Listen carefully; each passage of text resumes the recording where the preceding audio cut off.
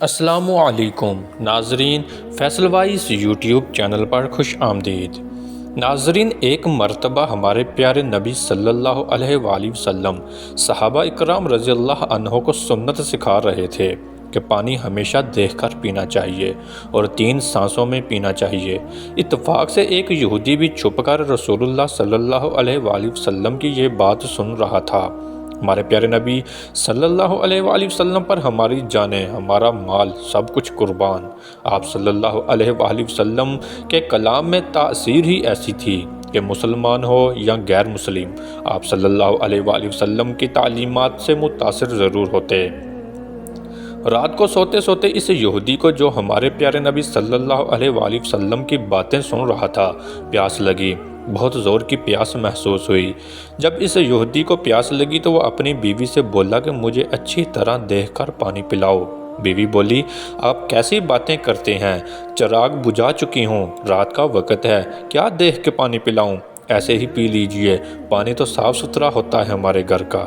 یہودی کو بڑا غصہ آیا، بیوی سے بولا کہ چراغ جلاؤ اور روشنی میں مجھے پانی دیکھ کر پلاؤ۔ بیوی بک جک کرتی اٹھی، سمجھی کہ شوہر پاگل ہو گیا ہے۔ آخر یہودی خود اٹھا اور چراغ روشن کیا۔ چراغ کی روشنی میں اس کی بیوی نے دیکھا کہ اندھیرے میں وہ جو پانی اپنے شوہر کے پینے کے لیے لائی تھی، اس میں ایک سیاہ بچھو تیر رہا ہے۔ یہودی بھی دیکھ کر حیران رہ گیا، اس پانی میں سیاہ بچھو تیر رہا تھا۔